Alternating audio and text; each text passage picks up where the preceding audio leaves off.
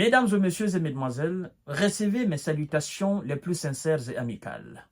Ghana, pendant que Bola Tinubu est en train de demander un cessez-le-feu au Nigeria, le Ghana est en train d'émerger. C'est une très belle nouvelle. Vous savez, à l'image de la plupart des pays africains, le Ghana exploite de l'or. Et à ce titre, il faut dire que jusqu'au mois de novembre 2023, le Ghana restait et demeurait la première puissance dans ce domaine, c'est-à-dire dans l'exploitation de l'or. Le Ghana était la première puissance en Afrique. Le premier, selon le classement, jusqu'en 2023. Et le Ghana occupe le 7e rang mondial, avec un pourcentage de 5% de la production mondiale. Ça veut dire que le Ghana n'est pas un petit pays dans le domaine de l'exploitation du pétrole, de l'or. Alors, chères dames, chers messieurs, chères demoiselles, je dois aussi vous informer que malheureusement, à l'image encore de la plupart des pays africains, la quasi-totalité de l'or brut du Ghana sortait du Ghana pour aller raffiner à l'extérieur. Et surtout, c'est dans ce domaine que le Ghana a rénové. Les responsables ghanéens, d'accord, les petits-fils et fils de Johnny Rawlings, se sont assis, se sont dit, mais écoutez, à quoi sert bon d'exporter tout notre or à l'étranger pour aller raffiner? Ça fait de l'argent. Devons-nous pas penser à la conception d'une raffinerie d'or dans notre pays?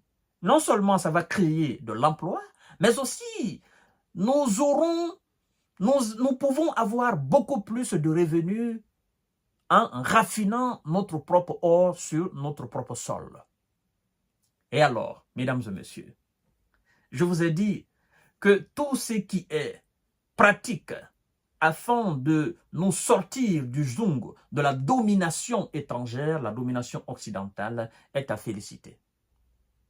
Ghana vient d'inaugurer la première raffinerie d'or sur le sol ghanéen. C'est pas une bonne nouvelle, ça? La première raffinerie d'or sur le sol ghanéen. Mesdames et messieurs, ça fait énormément mal aux Occidentaux. Parce que tout leur souhait est que nous exploitons nos ressources, nous les exportons chez eux, qu'ils les raffinent, qu'ils les traitent, c'est-à-dire qu'ils fassent de produits bruts à produits finis et qu'ils nous les revendent à prix cher. Et dorénavant, le Ghana dit non, stop à cela.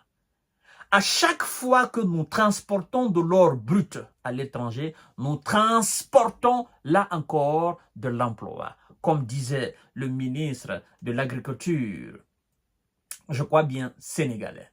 Il a dit, à chaque fois que nous transportons, nous importons du moins, à chaque fois que nous importons les denrées de première nécessité dans notre pays, dans notre continent, vous devez savoir que nous exportons encore de l'emploi. Ça veut dire quoi? Ça veut dire que si nous nous mettons à la tâche que nous travaillons, nous pouvons nourrir notre peuple avec notre propre production. Et qui parle de production, parle naturellement de transformation. Et qui parle de transformation, parle des usines de transformation qui seront implantées dans nos différents pays et parle de création d'emplois sur toute l'étendue de la surface africaine.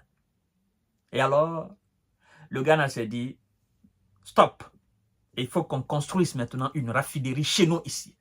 C'est ce qu'on vient d'inaugurer ce 8 août 2024. Mesdames et messieurs, s'il vous plaît, partagez cette vidéo, c'est à encourager, c'est très très important. C'est-à-dire, nous devons inciter les États africains à réfléchir, c'est-à-dire les responsables africains, les élites, les chefs d'État, à réfléchir à comment nous pouvons naturellement être indépendants dans ces domaines-là. Mesdames et messieurs, c'est très important, s'il vous plaît, partagez la vidéo dans tous les groupes possibles.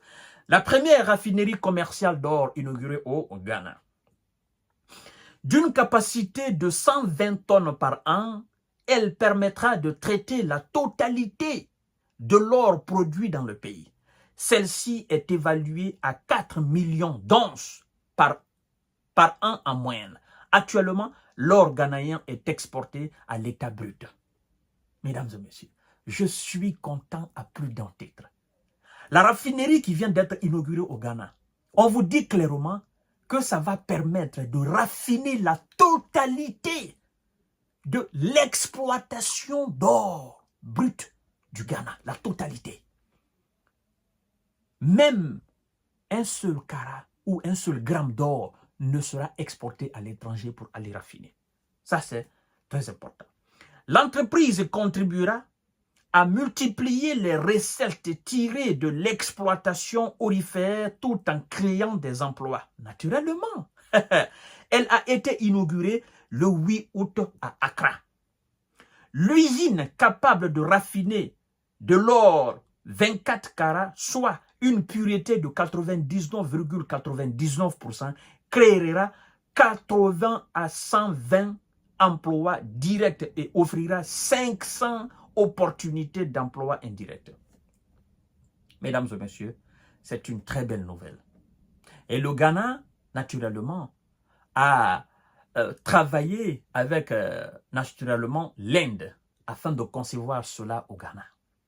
C'est pourquoi on nous dit la Royal Ghana Gold Refinery est le fruit d'un partenariat entre la Banque centrale du Ghana et la société indienne Rossi Royal Mineral Limited. Elle devrait être détenue à 20%, n'est-ce pas, par le gouvernement ghanéen et à 80% par Rossi Royal Mineral Limited. Mesdames et messieurs, ce n'est pas une belle nouvelle. À partir du moment où l'usine est implantée au Ghana, moi je suis ravi. Je me dis, c'est un bon signe. Et nous allons continuer, nous allons effectivement continuer sur cet élan de conception des usines dans nos différents pays. Vous savez pourquoi je dis que nous allons continuer à faire cela? Vous savez que l'Afrique a une terre avec un sous-sol immensement riche. Toutes les matières premières que nous avons dans le sous-sol africain, si nous avons la capacité de transformer ces matières premières en Afrique, c'est-à-dire de produits bruts à produits finis, et vendre nos propres produits, mesdames et messieurs, ça va gronder ailleurs, ça va pleurer en Occident.